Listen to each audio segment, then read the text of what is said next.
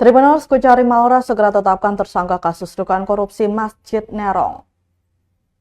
Kejaksaan Negeri atau Kejari Maluku Tenggara Maura segera menetapkan tersangka dugaan tindak pidana korupsi pembangunan Masjid Nerong di Kecamatan Kei Besar Selatan, Provinsi Maluku.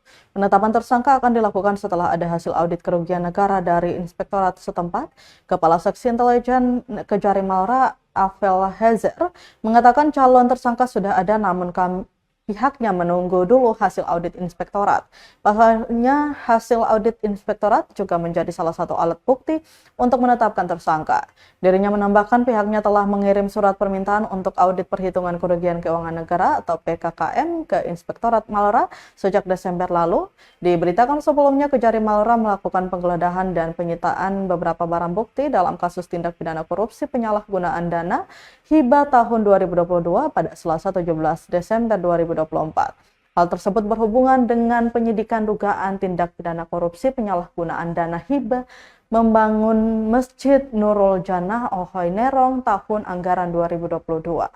Untuk itu, tim penyidik Kejari Maura melaksanakan penggeledahan di kantor Bupati Maura, tepatnya di bagian kesejahteraan atau Kesra dan bagian keuangan dan aset daerah atau BKAD.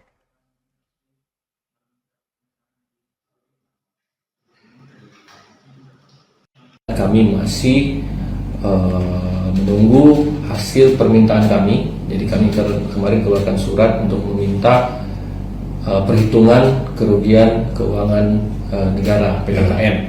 Jadi untuk perhitungan itu kami mintakan ke Inspektorat, dan sampai saat ini memang suratnya sudah dari Desember. Dan memang karena kita menghargai juga teman-teman pihak dari Inspektorat, kita menghargai kinerjanya dan memberikan waktu untuk kinerja yang maksimal, karena kemarin di bulan Desember juga banyak hari raya, jadi memang mungkin sampai hari ini, sampai di Januari kemarin kami koordinasi, masih sementara mereka melakukan perhitungan kerugian keuangan negara. Jadi kami memberikan waktu memang supaya mereka juga maksimal dalam hasil audit mereka nanti, yang mana pasti akan berguna untuk kami sidangkan. Kalau perkara ini naik, nanti kami sidangkan perkaranya, itu sangat berguna untuk pembuktian kami di pengadilan nanti. Tapi minimal sudah ada calon tersangka? Calon tersangka pasti sudah ada. Calon tersangka pasti sudah ada. Tapi ya nanti kami menunggu dulu. Supaya karena hasil audit inspektorat juga itu sebagai salah satu alat bukti. Jadi kan untuk menetapkan seorang tersangka minimal 2 alat bukti ya. Nanti kalau sudah ada keterangan atau hasil audit dari inspektorat terkait kerugian keuangannya, kami pasti akan menetapkan tersangka. Siap.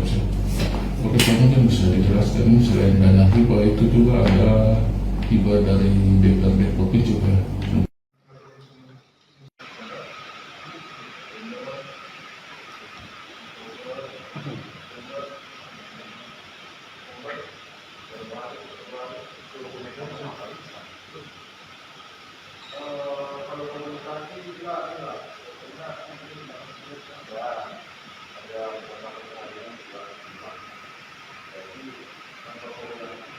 Download Tribun X sekarang, menghadirkan lokal menjadi Indonesia.